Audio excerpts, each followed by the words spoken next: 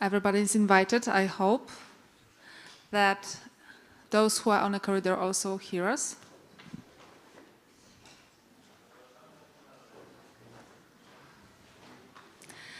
Listening across difference, letters towards our radical equality by Laura Cole and Rajni Shah. Rajni affiliates herself to UK.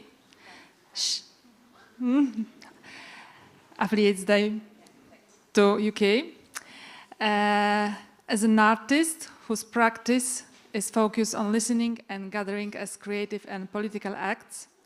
At the Academy of Theatre and Dance, they are a tutor on the third program for artistic research in the third cycle and an associate researcher with the ATD lectorate. And Laura Kahl, a lecturer and head of Dutch Graduate School at Academy of Theatre and Dance, Amsterdam University of the Arts in the Netherlands. Her current research includes the project Performance Philosophy and Animals. Towards a Radical Equality, which asks how performance can contribute to more ethical ways of knowing non-human animals in the entrenched context of climate crisis and social inequality. The floor is yours.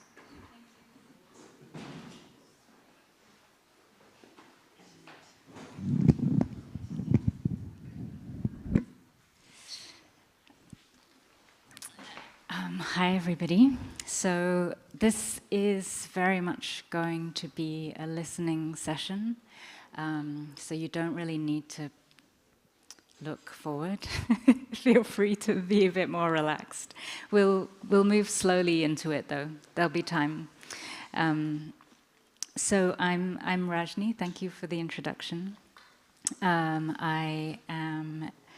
My family of birth is from India, from the Kumaoni region, a little place called Nainital that has hills and a lake, which sounds very scenic. It's a little more hectic than it sounds. I'm a trans non-binary person, and also for anybody for whom a visual description is helpful, I have short, very slightly. Oh, and there's another mic. Hi. Slightly curly, dark hair, and I'm wearing jeans and a yellow tank top and a corduroy grey shirt. And I'm going to be introducing this session that Laura Cull O'Mallerca and I are sharing with you some letters that we've written, but I'm just going to quickly allow Laura to introduce herself, and then that's it. I'm going to take over the hosting. Hi everyone. I'm Laura, and following your example, my family and I are from Edinburgh, which was nice to hear mentioned today, Scotland, which is also a very hilly place, unlike the Netherlands, where I now live. So I'm living in a place where I miss hills and views and perspectives. I'm a white cis woman for visual description in my early 40s with shoulder-length brown hair, and I'm wearing my Spring Has Sprung top, which cheers me up, which has bright-coloured flowers on it. Thanks. So, I've over the past few years, maybe it feels like that. Over the past few days, was what I meant to say, just been in some of the sessions and felt a lot of fire. And I am kind of wanting to invite us to have a moment, as some other people have done in their sessions, to ground a little bit, to just find ourselves in our bodies.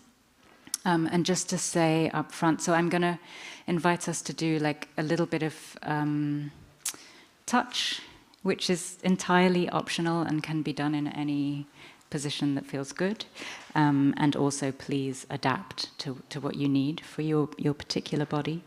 And then I will also be inviting us to take a few minutes to create a comfy position for ourselves, which might involve getting a drink or having a pee or any of those things that you need to do. So there will be like a mini break to start the session, just so you know that. I always like to start sessions in that way. But just to start us, so I wanted to, invite very simple touch, which if you're comfortable with, you might close your eyes, optional, and just to acknowledge Linda Tai, who's a practitioner who I've been learning from recently, who's very much influenced these practices. So I invite you to put a hand on your chest. You may put a hand on your chest and another hand on your belly gently, and notice your breath. And as you do that, if you have one hand on each, you might notice if you have a preference for one or the other of those as a way of tuning into yourself and your own body. And just take a moment.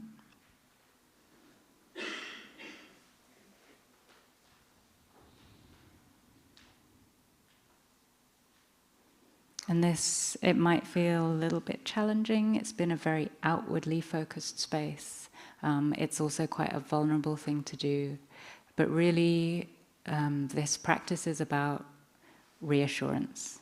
So really follow what feels reassuring for you.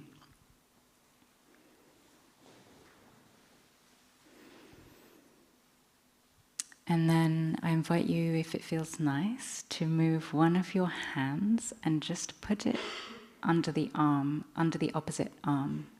So your underarm is holding your hand.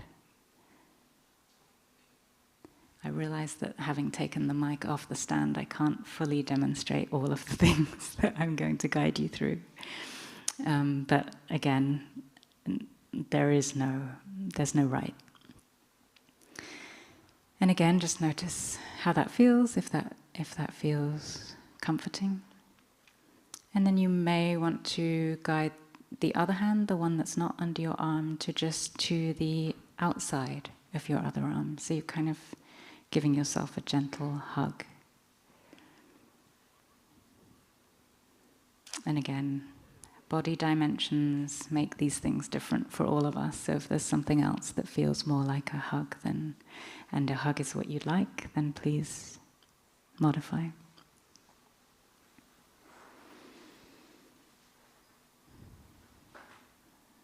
And next I'm going to invite you to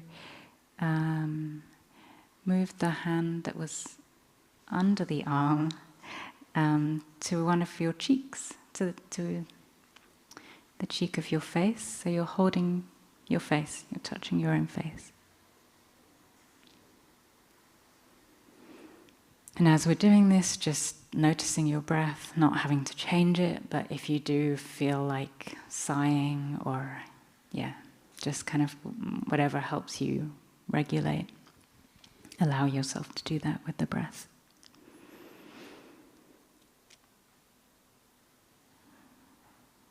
And you might invite the other hand to touch the other cheek so that you're holding your face gently, like a little cherub.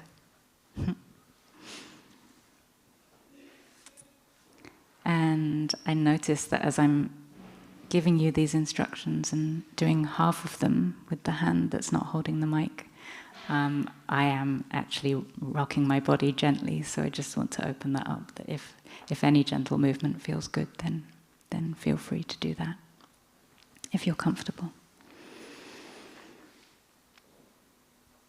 And then one last offering is to bring one of your hands in front of you. In fact, bring both of your hands in front of you and use one hand, curl the fingers around the thumb of the other hand, so you're kind of holding on to your thumb.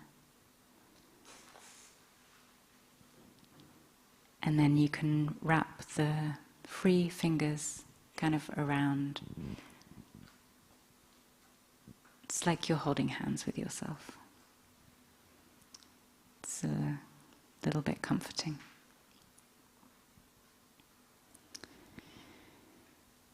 And this kind of series of gestures is really about of being able to offer ourselves a kind of grounding in the body.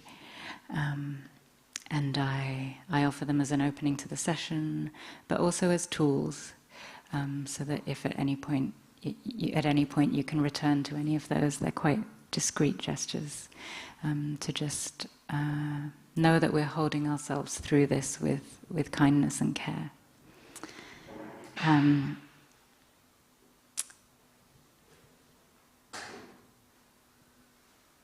And now I'm going to invite what I consider the most important part of any session, which is to invite you, having done a little bit of grounding, to just ask yourself, what do I need right now? What do I need to be able to listen? What do I need to be able to be present? What do I need and or what do I want or desire? There's a lot of people in this room, and I'm going to, in a minute, give us like a 5-minute break to do this. But I really invite you to think about how you want to be in this session. And this applies whether you're, I don't know if anybody's online, but if you're online in your own environment, I invite you to do the same, to think about where you would like to be in the room, how you would like to be positioned to listen best. If you're online, whether you want to use headphones or not.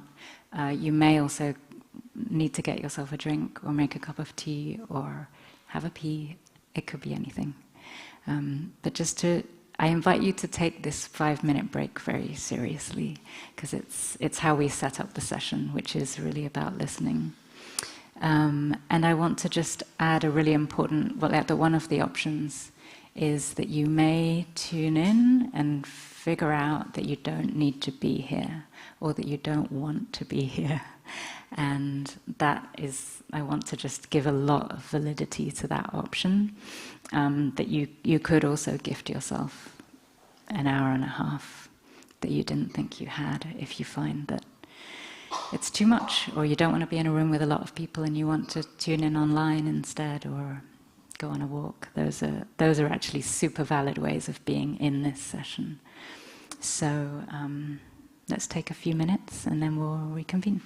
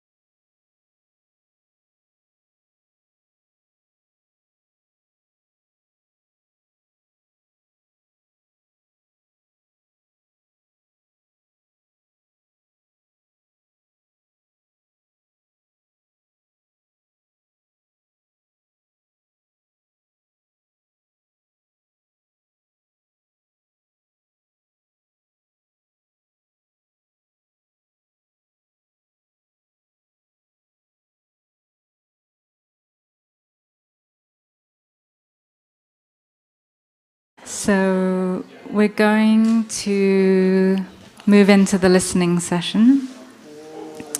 And I'm going to make a bit of a controversial suggestion, which you're welcome to ignore if you need to. But I'm going to suggest putting devices away for this session, if you can bear it. And it's fine if there's a reason that you need your device near you, of course. So, yeah, continue getting comfy, doing what you need, and throughout the session that very much applies. If you need to move around or you need to leave the space, please do that. Do take care of yourselves in whatever way you need.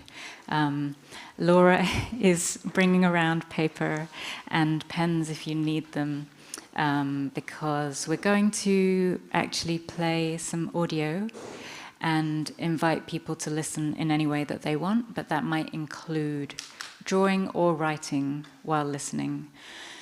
And part of the reason that we're doing it this way is that we realize that this is the kind of last or one of the last sessions in the conference, and it's been a lot. And it might be nice to have a kind of focus on processing. So I do want to say that we're going to share these letters, which I'll introduce in a moment. And they, they're dear to us in many ways, and they matter to us. And at the same time, I really want to invite you to listen in a kind of, I don't know, maybe non-linear way, or non-extractivist way. There's nothing that you have to get from them. And so the invitation, and partly why I put such an emphasis on arrival practices, is to drop into a different way of being where maybe your listening is a bit out of focus. I actually quite like... Is it noisy? It's not so noisy. Oh, but you're cold. Okay. All good. No, it's fine. I just want to get a little bit of air in the room, I think is nice. But it could be a different window. Yeah, so I really invite you to listen in this way that's not about listening to something and feeling like you have to get it, but actually inviting listening in while you're listening out. Which is challenging, because we don't often listen in that way. But I often enjoy listening to something that has words, like somebody speaking and writing at the same time. And then I'm not really thinking about what I'm writing, but it emerges alongside these other words. And it's an interesting and curious space. So very much inviting your own processing, your own whatever you need to be able to also start finding your way out from this collective space. So there have been a number of letters throughout the conference. Broderick's letter to a student, Carly and Mira this morning, in some ways similar process of writing letters to each other. And Laura and I absolutely we're writing letters to each other, but in a little bit of a different shape, because we have been working together for the past few years on a project that uses the term radical equality. And we really wanted to reflect on that process and also that term. But we decided to do it by writing 3 letters initially, one around the word radical, one around the word equality, and one around the words radical equality together.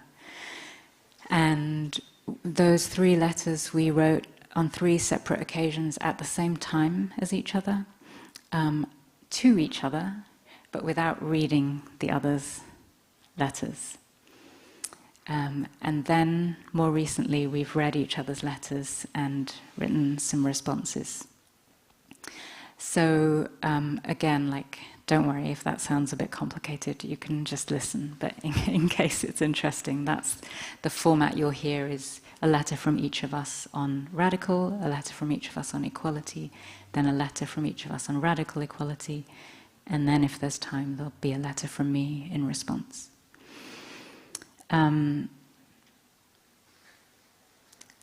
there is also a microphone. I mean, there are two microphones. There was just going to be one, but now there's two. But this one's just going to go on the table there, and this one's going to be on a mic stand here. And we very much invite, if at any point anybody wants to say something, not really as an announcement, but if you want to share something in voice and put it into the room, we really invite that. And it might be that we kind of end up co-creating with the voices that are playing on the audio and people speaking at the same time, or it might be that in between things somebody says something. We also might share something if it comes up for us, but we just want to invite that to be part of the process. It can feel a bit big because they're microphones and you can't just like say something from where you're at, and that's partly about online participation. But I do encourage you, if you feel that there's something coming up that you would like to share or put into the room, kind of as quietly or loudly as you want to, then there is space for that in the spirit of this being a reflective session. So, I think that's everything I need to say. Probably more than I needed to say. And yeah, we'll listen together. Is there anything that's unclear or worrying or urgent? It's okay for me, yeah. Yeah. I would say, I know I just like told someone off for closing the window, which was a bit clumsy, but I would say like if you want to make any adjustments, then make them, and then equally like if, yeah, you can, someone else might unmake it if they like, let's work together to make the room the way that we need it to be and feel like we can do that. Okay. Thank you. 11th of November, 2022. 1 Lowersveeg, Amsterdam. Dear Laura, we are both writing about, or with, the word radical today. You in your home with your cat, Chicken. Me in my shared studio, where I am sitting on a slightly deflated ball at my desk. I have a statue of Ganesh in front of me and a small Indian paper box of personal treasures to my left, within which, among other things, is the hospital bracelet I wore around my wrist when I was born. The box of treasures has drawings of flowers on it, and I have just noticed there is a wasp slowly working its way around the outside, perhaps seeking relationship with the printed flowers. It is a bit cold outside, November now, but with unwell weather systems. I am not sure whether to put the wasp outside or let it continue to explore the box. It is quite large, but not angry.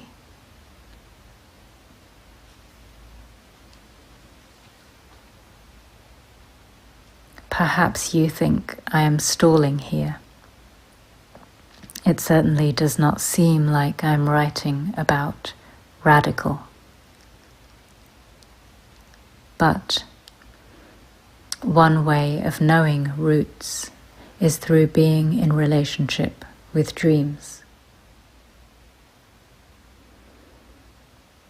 One way of being with roots is to notice how other times are present in this moment.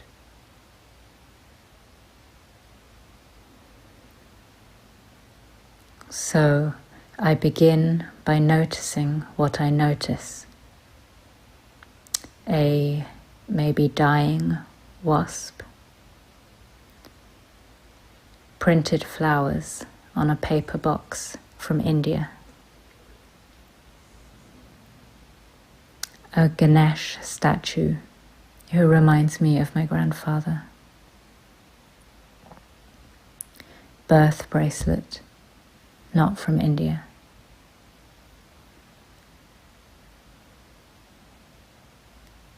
Deflated ball, unwell seasons, interspecies power relations, avoidance of anger.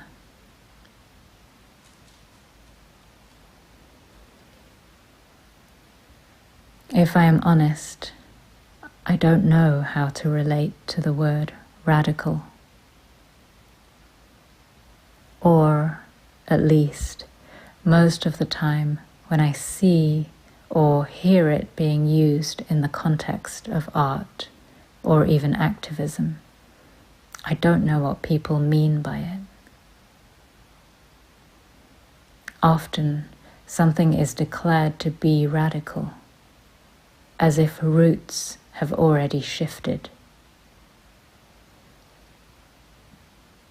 And yet, the notion of roots shifting, of deep work, or of reaching far within,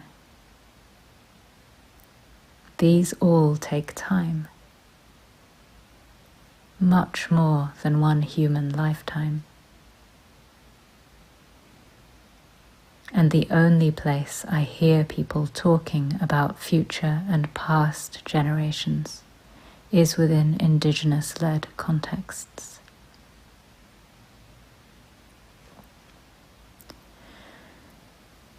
So I am curious, how did you mean it when you wrote that word all those years ago? And how is the shape of it changing in your mouth?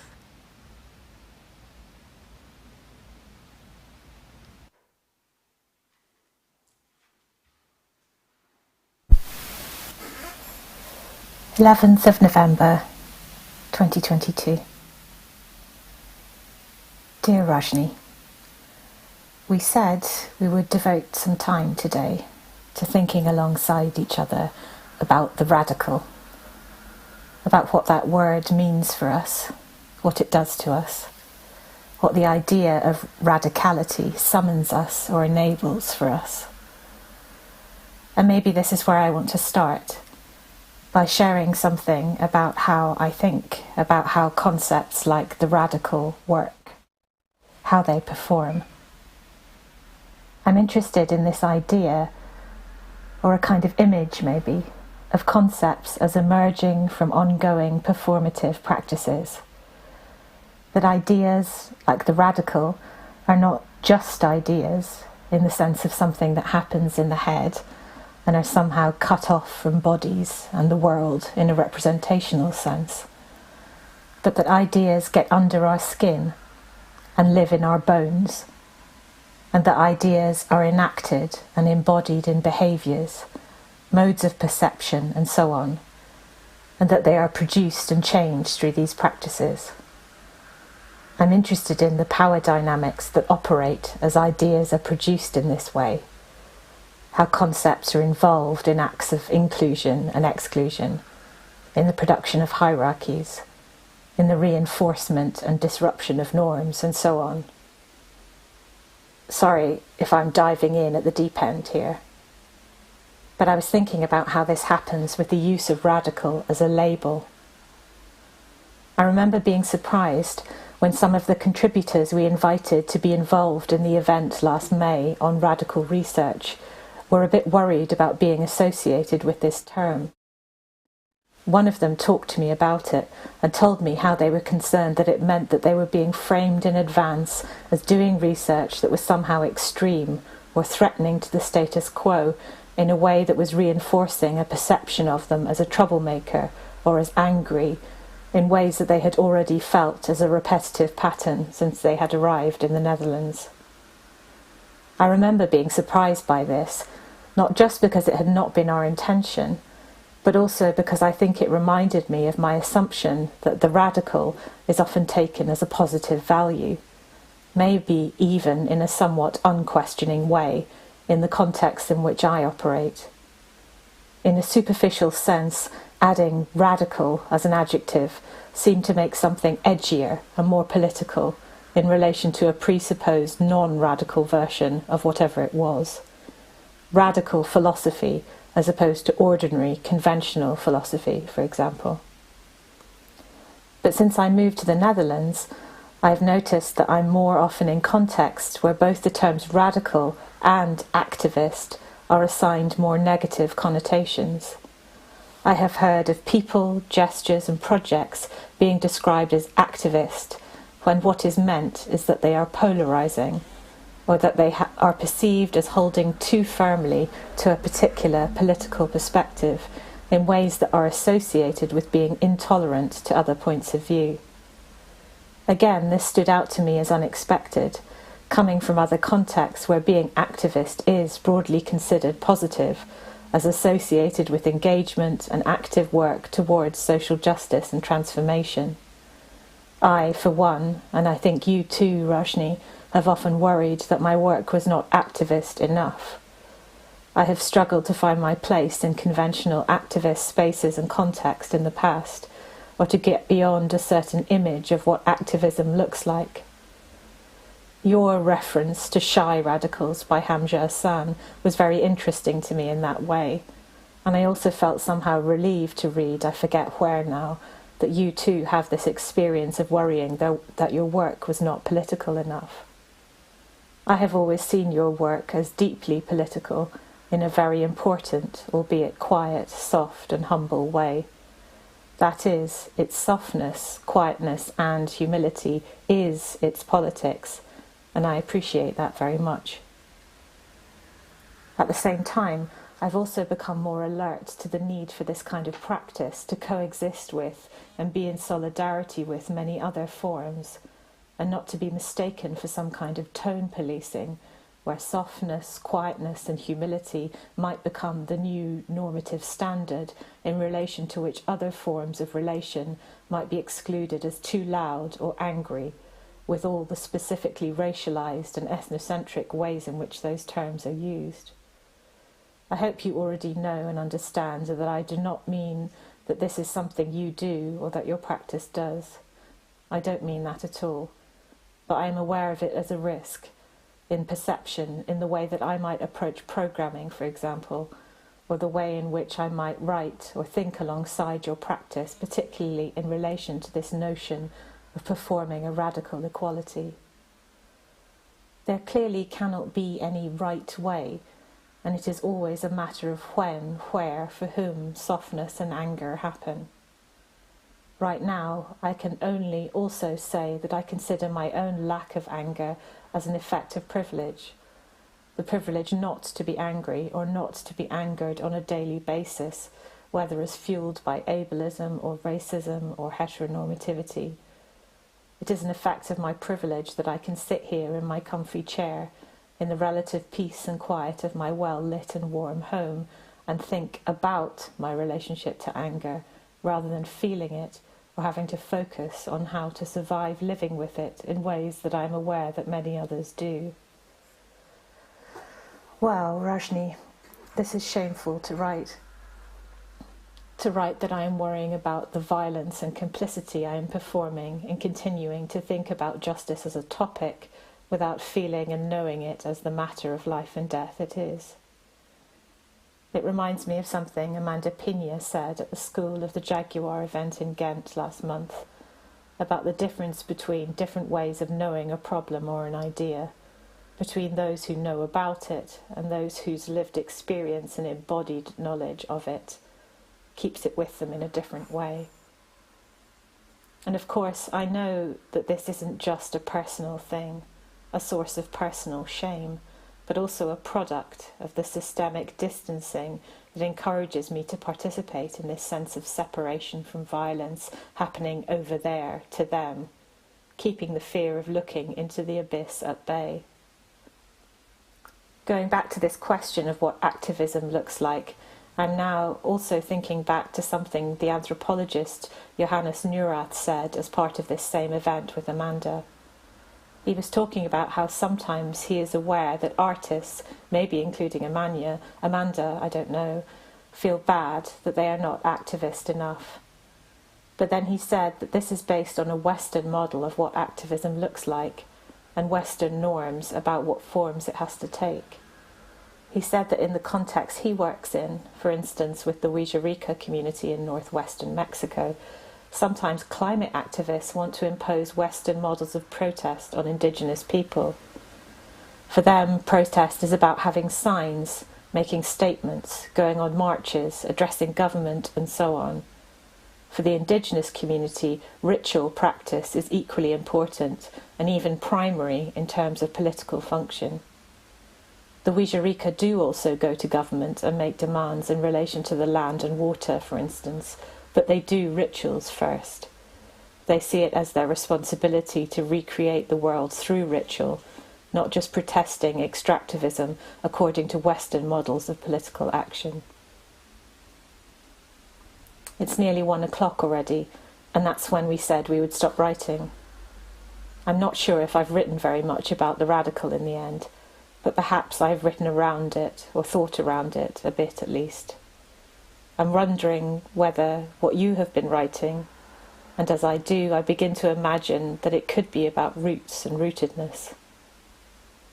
In a sense, this is where I've ended up, with a brief evocation of the deep rootedness of the Huija people in relation to the earth, which I'm only just starting to learn about, including learning how to relate to and listen across the difference towards these indigenous knowledges and practices, other than through processes of extraction or exoticization or all the other traps. On many levels, this rootedness feels so far away from my own experience, as an expat living in the Netherlands, still not really knowing where I am in a deep sense, or indeed knowing very much about where I came from, my own ancestry. Maybe this has something to do with what radicality might actually involve in practice for me where I am now, with the question of how to lay down roots and reconnect with existing roots, to practice a rooting as a form of world making with my family and with people like you who feel like family. I don't know. Much love, dear Rajni. That's it for now. Laura.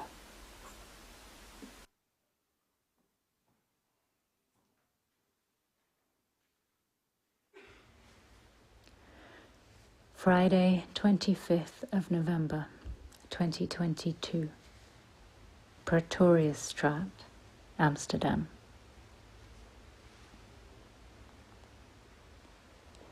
Dear Laura, a few weeks has passed since we last wrote. I feel a hint of fear about it, so I'm diving in without thinking too much. We said we would write about, around, with, in response to equality this week. But for obvious and less obvious reasons, I keep translating this into justice.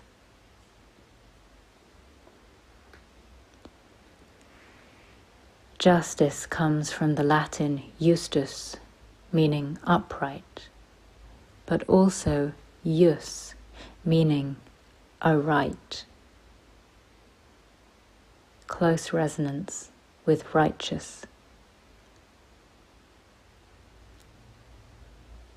Equality comes from aequalis, meaning uniform, same, or identical. I turn the resonance of these etymologies loosely around in my mind. I think about Claudia Rankine's book, Just Us, which I read recently and which begins by quoting Richard Pryor. You go down there looking for justice. That's what you find. Just us.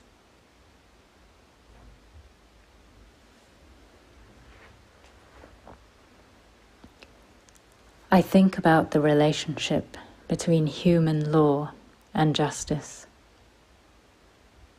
what it means to be upright, and what it means to have rights,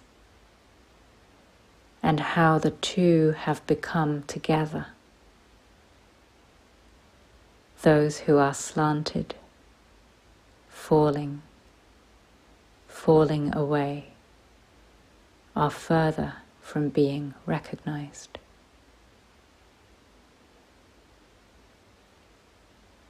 I think about the title of my first show, Hold Each as We Fall. I think about law and law and their closeness in Aboriginal teachings. I think about likeness, sameness, and fitting in. I think about equality versus equity.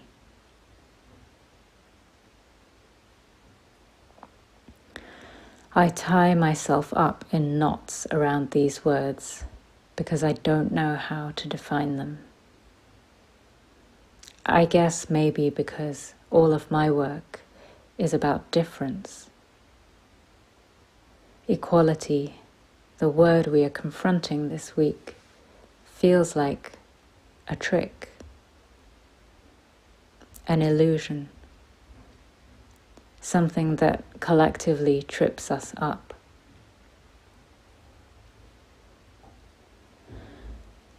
I turn towards the work we have done together. I notice that I have always skated over the terms a bit. It's always been radical equality, in quotes, because I don't know how to bring myself to those words. I remember now that I mentioned the project to someone, another person of colour, and their response was a sigh. It tells you a lot, they said, that the concept of equality has to be radical for them. Them being white people.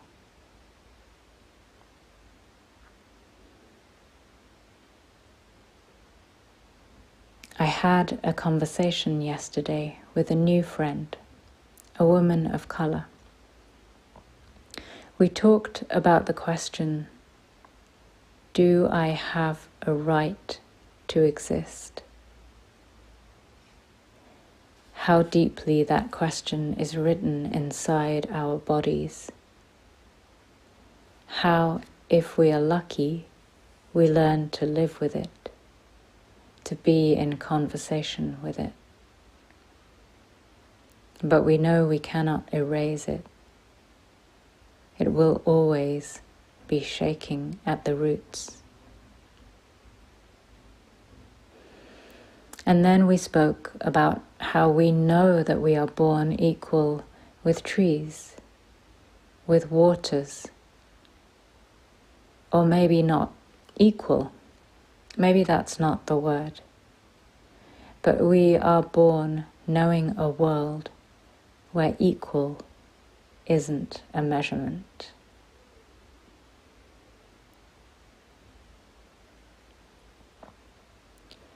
More specifically to what we have done together, I do recognize the pull towards equality.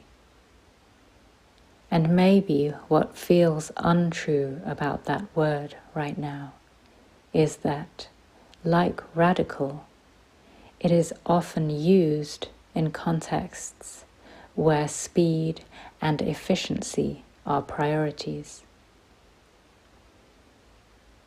where equality, diversity, and inclusion are desired outcomes within a time frame of weeks, months, or years, without any space for grief.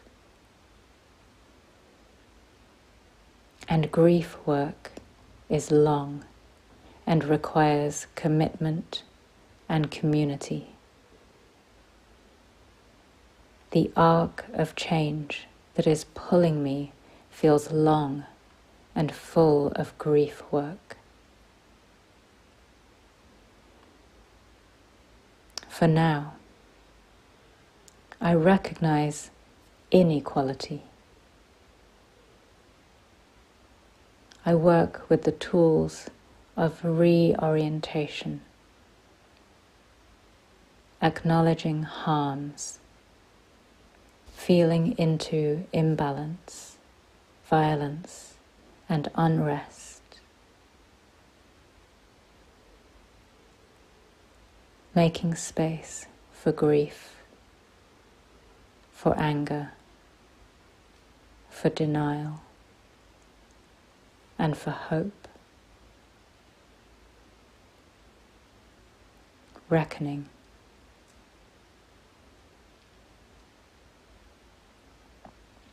And maybe all of these are the seed work of justice, of remembering equality.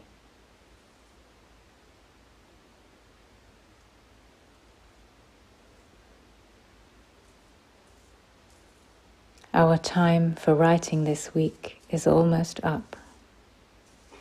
I feel like I have scratched at the mud on the surface of the winter earth without digging enough to make a burrow. But maybe that's okay for now.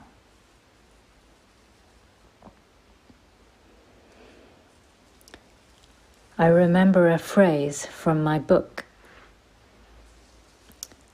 something that I already know in theory, but that is much harder to grasp in practice, is that while we might be caring, careful, and vulnerable, we never meet on equal terms.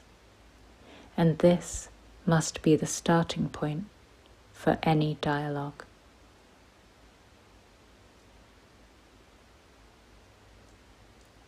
Which makes me think about recognizing radical inequality as a title that feels closer to where we have traveled.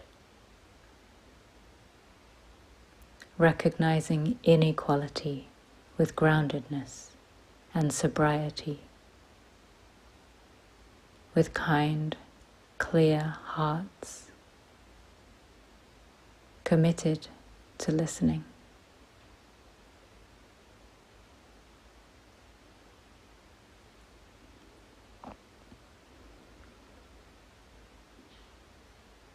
I am curious about your writings.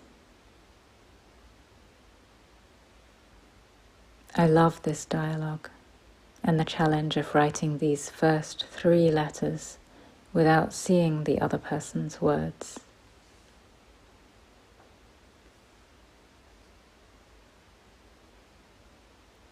I wonder how it feels for you. Rajni.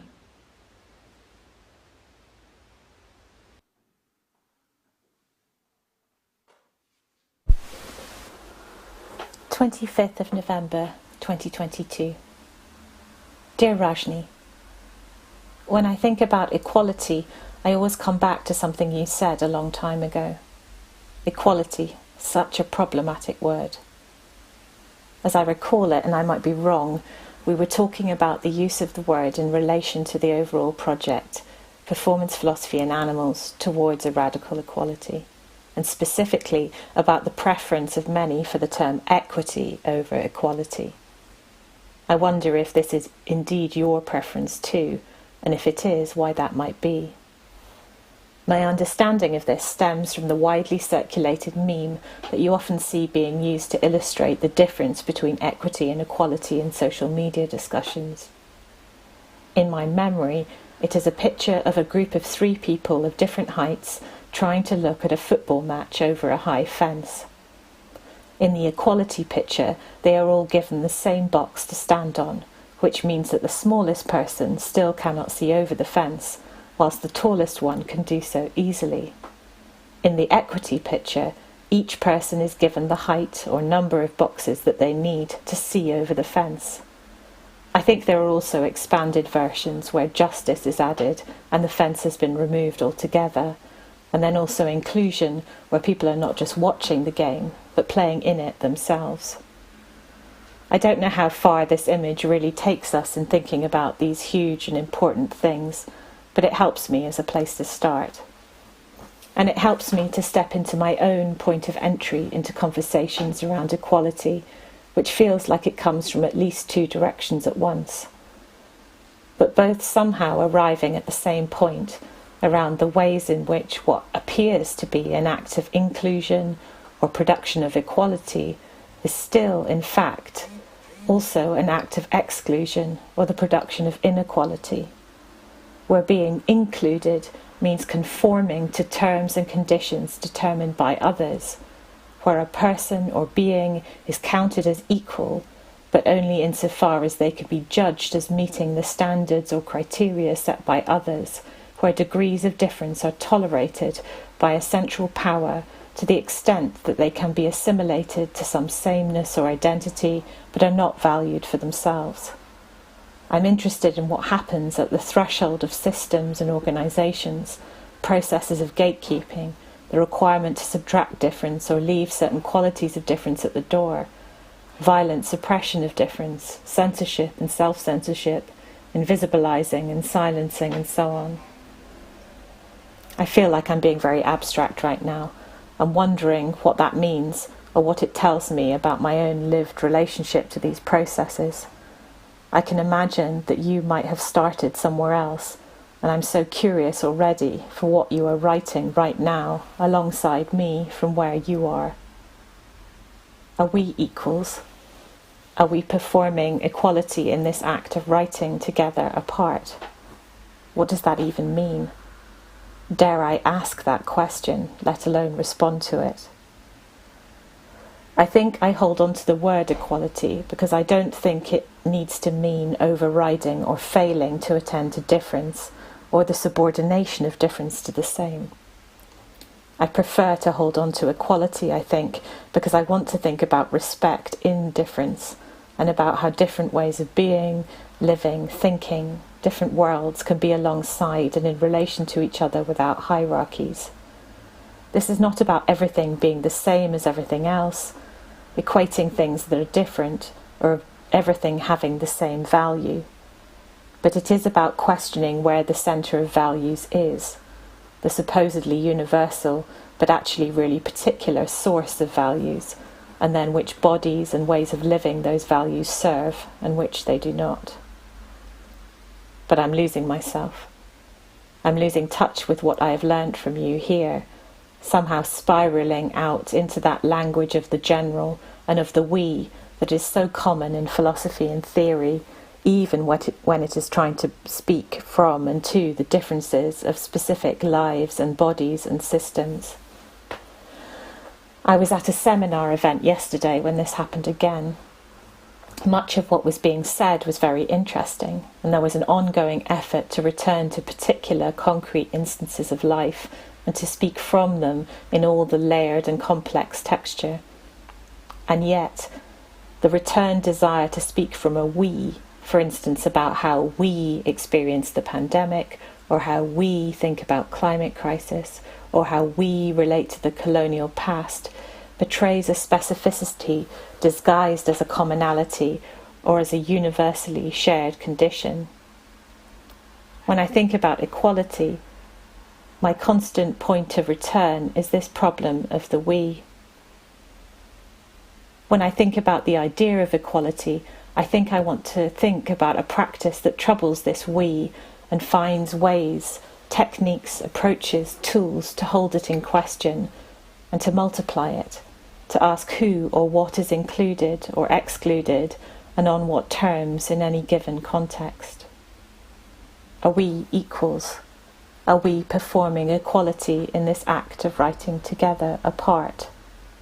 What does that even mean? dare I ask that question, let alone respond to it? You know so much that I do not know. Equality feels like an ongoing practice of acknowledging, not ignoring, the ongoing structures and systems that set us up not to relate as equals or distribute power to us on unequal terms. You have already written very beautifully about how this project began for us and the importance of you saying no to any form of invitation to join a project in which you would not be taken seriously. Equality feels like an ongoing practice of taking each other seriously. I struggle sometimes with how to acknowledge how and in what ways I occupy a position of power and privilege in relation to others without feeling like I'm simultaneously reinforcing those positions. As a white, cis, able-bodied woman living in Northern Europe, with English as a first language and with a certain accent, as the head of an institution, as someone with access to financial resources and power to choose how to distribute them, as someone of a particular age and career stage, as someone with a particular educational background, and so on and so on. I struggle sometimes with how to diminish that power or redistribute it or make more space for the agency of others in ways that don't end up as pretending differences of power are no longer there, or as stepping away from responsibility or accountability or boundaries. I struggle with this struggle, which can end up making it all about me again, recentering whiteness through a kind of neurotic self-doubt or self-judgment loop, which is no use to anybody. You can't listen properly or at all if you're constantly worrying about how well you are listening. When I think about the beautiful family that you're trying to make, Rajni, then I feel that this might be a practice of radical equality too. I hope you don't mind me writing about this here, and of course it's up to you if it needs to stay private. I am not saying it is perfect or some kind of example, but from where I stand it seems like a messy, difficult and deeply loving collective gesture of how to nurture relationships between different lives and different needs that allows them all to interdependently grow in happier directions. You are having to work so hard against structures that want to dictate what family is, who can have one and how. You are having to navigate legal and social systems that seem to make every effort to dehumanize and de-individualize the process of care, calculating best interests from a distance so far removed from what makes this particular little person smile and feel sad, be engaged or removed, adapt to and be adapted by the circumstances in which they find themselves. I have not had to work that hard, but you are part of who feels like family to me. You are part of this fundamental we that is closest to my heart. Love, Laura.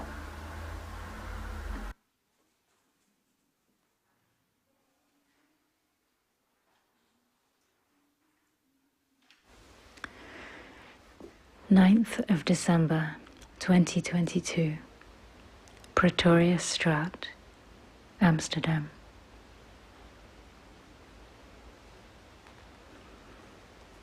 Dear Laura, I began this morning by rereading my previous 2 letters. It felt good to enter into the dreaming that is this correspondence before beginning the practice of writing today's letter, in which we consider the phrase radical equality.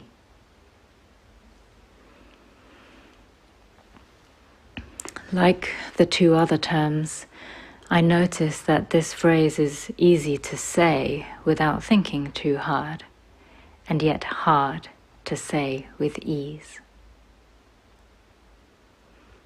I notice how histories are bound up inside it, and caveats spring up around it. And I notice that I am, as ever, unsure how to begin. Perhaps I can begin by translating. What if we used different words? Radical equality. Rooted side by side. Firmly planted in understandings of difference.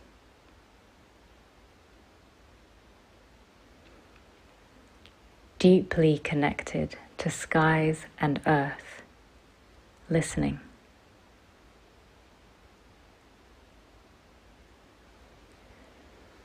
Turning the earth over time with care and compassion for all beings. Held by ancestors and community. Prepared to change everything together.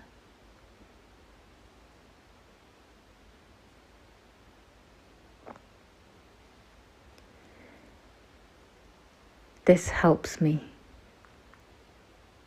It brings to my mind the story of the Buddha's awakening through touching the earth and feeling freedom from fear, or in other words, feeling belonging. Bhumisparsha, the moment of enlightenment, the idea that we belong.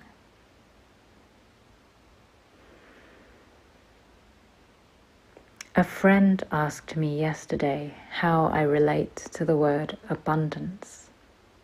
It was a surprising question, asked in a short moment before we entered a busy room. I replied that I think of abundance as what is, as in what is already here, and smallness of being, fear, jealousy, unworthiness, as things that we create and which can obscure abundance. Maybe radical equality is simply a clearing that allows abundance to be present for humans.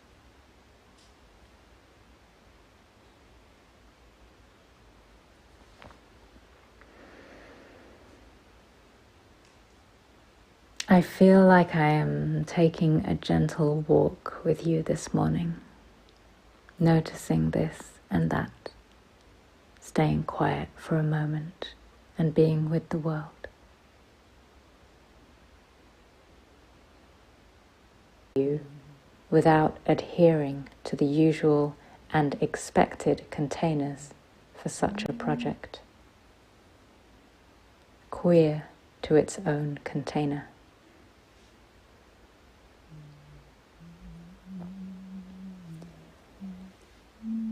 Maybe queerness of contents is a good place to end. It helps me to think about radical equality as the phrase that you wrote in a research grant application. The phrase that was needed in order to secure funding from within the colonial project. Knowing that we are living inside this project, and also knowing that we are not this project. It does not define us. There are other worlds alive inside and outside of us.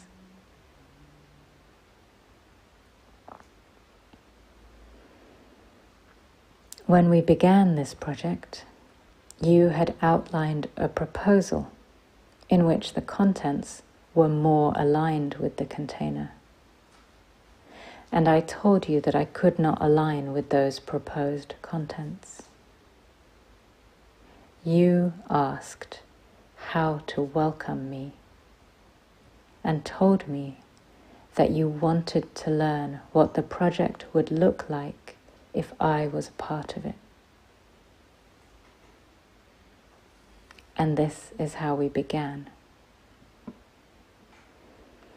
I guess I am saying that by inviting me in, you invited and welcomed queerness in.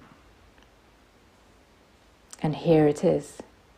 Here we are, making letters that are strange to the container. I am glad for this. Your friend, alongside Rajni.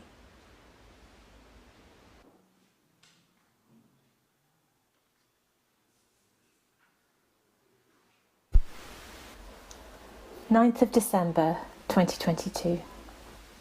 Dear Rajni, we have just checked in with each other with a video call, as has become our practice for these writing sessions. Today's check-in was shorter than usual because we already agreed we would talk properly afterwards. But I could already feel that there was so much to say, so much to share about what has been happening in our lives in the last week, that we both wanted to come into the space of writing quite quickly and wait to share our big news with each other later. I'm so grateful for the space that is created by these writing sessions.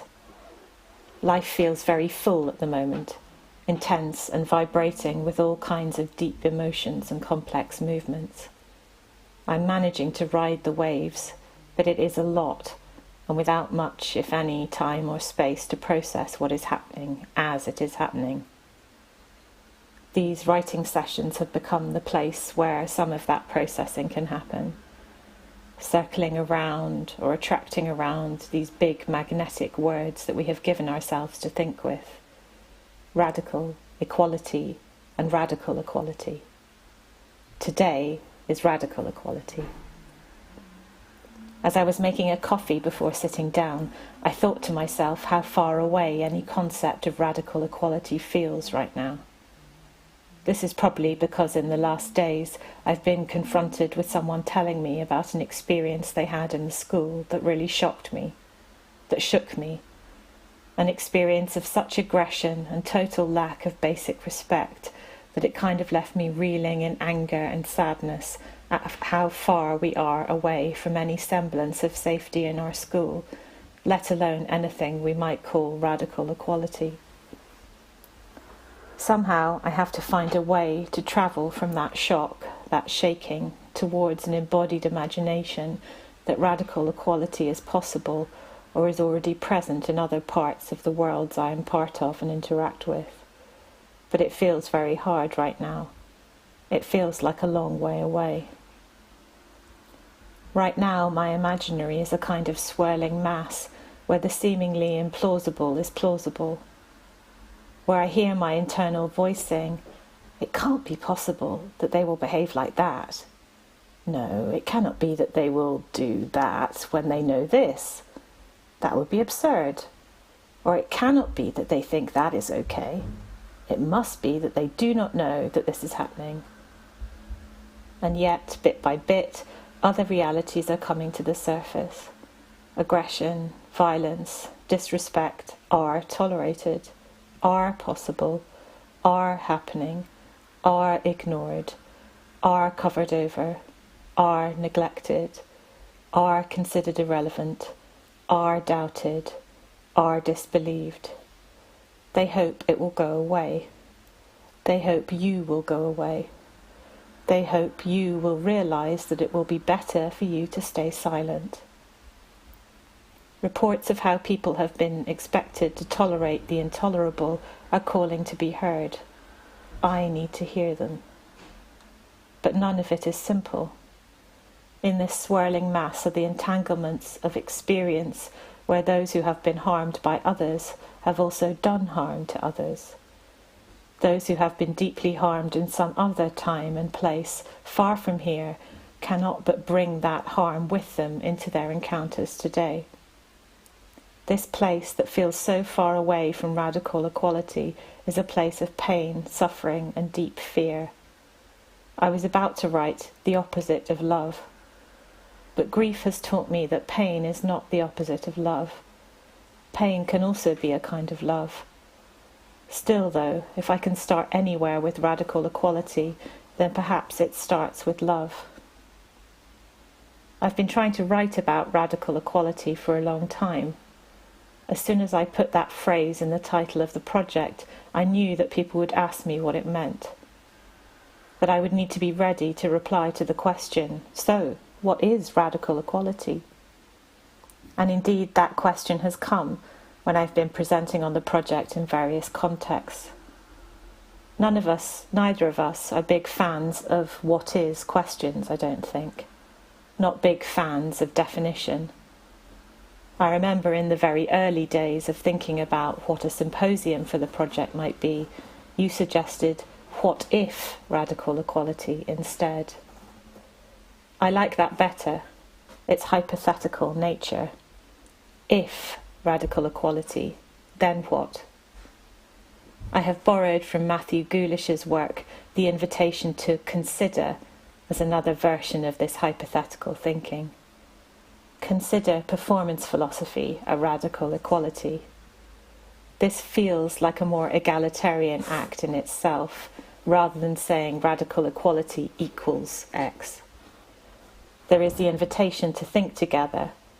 What happens if you consider performance philosophy a radical equality? What does that consideration produce? What does it enable? But the phrase itself has a lot of different associations for me that come from a range of different contexts. And despite all kinds of misgivings about both words, I have somehow hung on to the phrase radical equality because it seems to enable a bringing together of these contexts and discourses and practices in ways that might not otherwise happen. In this other swirling mass around the phrase, there are writings from Black vegan scholarship and other parts of intersectional activist writing from which I came across the notion of consistent anti-oppression, an approach to considerations of systemic oppression that includes speciesism and other dimensions of the oppression of non-human life as connected to other forms such as racism, ableism, misogyny, transphobia, and so on. Dear Laura, so if I imagine from the invitation, what if radical equality, it produces the response, then an intersectional activism. If radical equality, then a politics that includes animals, plants, and non-human beings. If radical equality, then a political thinking and practice that considers deeply and carefully how different histories and current oppressions are caught up with one another without falling into the various traps that this intersectional approach can bring, of simply comparing oppressions or of competing oppressions, and so on. I have been trying to feel consistent into anti-oppression sounds very nice. What is it? It sounds like something we should all be able to sign up to.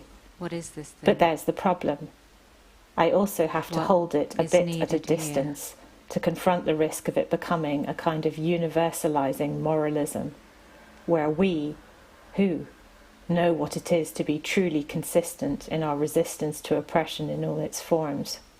But this covers over the complexity that emerges as soon as any real contexts are in play, to the deep challenges of any universal notion of animal rights, for instance, in the context of different cultural traditions and geopolitical locations where practices of hunting or meat-eating occupy a completely different status than they do where I am now, in the land of intensive farming, embedded anthropocentric logics and so on. To perpetuate abuses. Capano Maroka said something interesting about this at an event I was at recently in relation to veganism. They said something like that they were interested in the question of in what context veganism was a meaningful gesture. The ways in which but I also know that there are those who think otherwise. There are the ongoing developments to gather support for a universal declaration on animal welfare to recognise that animals are sentient, prevent cruelty and reduce suffering. Of course, I do not imagine that this would be a solution to violence any more than the Universal Declaration of Human Rights is, but I just mention it because of the entanglement of equality with ideas of universalism. On cue, Our cat Chicken has just jumped up onto the armchair where I'm writing and is purring loudly. I need to renegotiate how I'm sitting so that she can sit with me too and we can think together. They said something that feels better than universalism. What if radical equality, then perspectivism or pluralism, or the practices of multiplying perspectives in ways that affirm the plurality of the world, or affirm that the world equals worlds plural. This is part of why I love writing with you, and perhaps why I may never write alone again. If I've learned anything in this project, it is about the partiality of perspective and the constant need to reorient and to listen in order to hear or make contact with the other worlds and perspectives that are being performatively produced around you. They said that here, radical equality feels like an ongoing process of expanding and opening out, a constant realization of the relative nature of my own situated perspective and the feeling of encountering the world otherwise, or encountering other worlds again and again. And I too feel shame and sometimes I'm still at the stage where this process is also bound up with feelings of shame. Around my own I'm ashamed when I encounter again how ableist my perspective is, I find it how much it is shaped by privilege in terms of whiteness, geopolitical location and class. The feeling of shame when I am faced once more again with my unconscious assumptions of the extent to which how the world appears to me is how it appears for all. A failure to even consider that something that might exclude others from participating fully in an event, for an example. And I know that usually it's not my fault in a personal sense, that I am ableist because ableism is systemic where I am, that I am anthropocentric because anthropocentrism is systemic where I am, that I am racist because racism is systemic where I am. And I also know that moving away from personalising towards ongoing systemic acknowledgement is important for how I feel about the mistakes I make and the harm I do, and how I react to those who let me know when it happens. But at the same time, there is also the shame of not doing better or learning faster, even from within that position, and that acknowledgement that we are part of the system. But if it is sometimes shameful, it can also be very beautiful. The feeling of the world multiplying itself before your eyes, the feeling of multiple worlds manifesting in your body, or of being in a body that occupies more than one world at once. Sometimes sad or this is maybe when radical equality feels like love. It feels like holding the interests of another close to your heart. And again in that it feels like feeling their interests, not as your own exactly, or not because you can recognise them as being like your own, or maybe not even compatible with your own, maybe even going against your own, but as deserving of being held and taken seriously as much as your own. Not on a cognitive level, or in a way that you can necessarily explain, but because you cannot do it any other way. Reading group was a container that I had a conversation with my sister at the weekend about parenting. Within which this was She's trying to understand what her daughter needs, worlds that were just what her interests are, and where frameworks of neurodiversity are helping her toward that understanding. But it's very hard. In some ways, there is the balance of what her daughter needs and what her son needs. And complicated. There are the needs of her daughter's classmates and so on. Indeed, and we talked about our own experiences of parental love in terms of the differences between showing and telling, and at the same time, how often showing takes the form of putting your child's needs before your own. In many ways, it and is yet the problem with that value system is that it can end up in a form of self-neglect, where in the end, the resources for caring for others I must end are for today by a lack of self-care, with love to use and gratitude. An overused term. Rajni.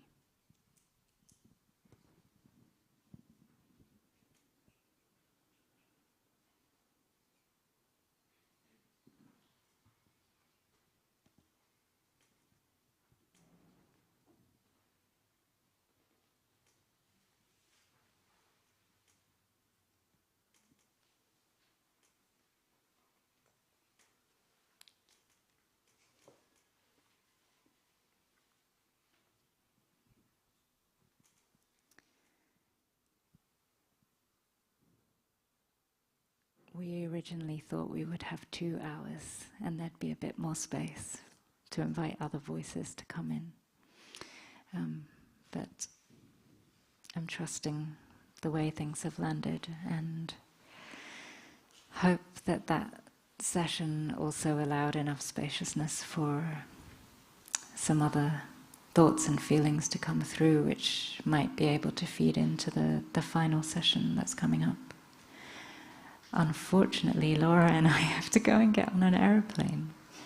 So we'll be with you in spirit, and maybe there's something nice about that too. Thank you so much.